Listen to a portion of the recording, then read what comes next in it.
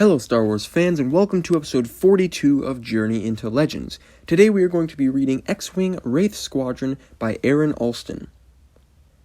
Wraith Squadron was released in 1998 and it is the fifth book in the X-Wing series. It's also the first in a new trilogy of novels about an entirely new X-Wing squadron. While I'm sad to temporarily say goodbye to the pilots of Rogue Squadron, I'm also extremely excited to meet our new crew. Anyways, without further ado, let's read and review.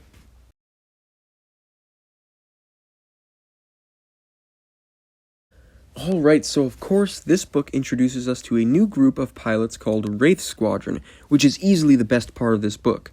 The new characters introduced in this book are just so good. The Rogue Squadron books had their fair share of fantastic characters, but there were a lot of side characters that I just didn't care for. But this new squadron is filled with great characters, whether it's genuinely fantastic ones like Kel Tainer, Min Donos, or Face, or just some really fun side characters like Ton Fannin, Piggy, Runt, Grinder, or Wes Jansen. They're all just so fun and memorable.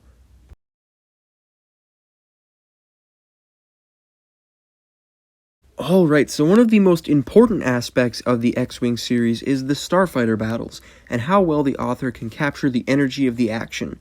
Michael Stackpole with his Rogue Squadron books did a fantastic job of this, and I'm happy to say that Aaron Alston did just as good, if not even better. One thing that Alston definitely did much better in my opinion was writing strategically interesting and unique battles. The battles of Folor, Essien, and many others were made so entertaining to read because of how unorthodox and fun they were to follow.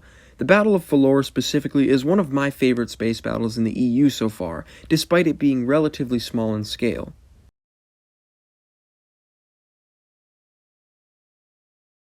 Alright, so after everything positive I've had to say about this book, I do have one major issue with it, and that is the story.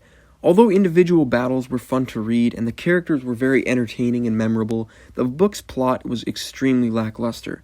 Many of the missions Wraith Squadron went on were mostly unnecessary and could have been cut from the book entirely, which resulted in the book being a lot longer than it had to be.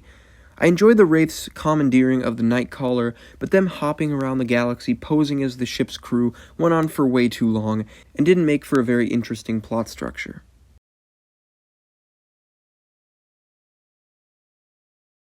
Alright, so overall, this is definitely one of my favorite X-Wing books thus far. I think Alston created a much more interesting cast of characters than Stackpole, and I think he writes dogfights and space battles a bit better.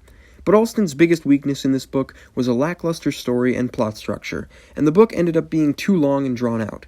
Despite this, however, I'm going to give this book an 88%, putting it behind only Rogue Squadron as the second best X-Wing book so far.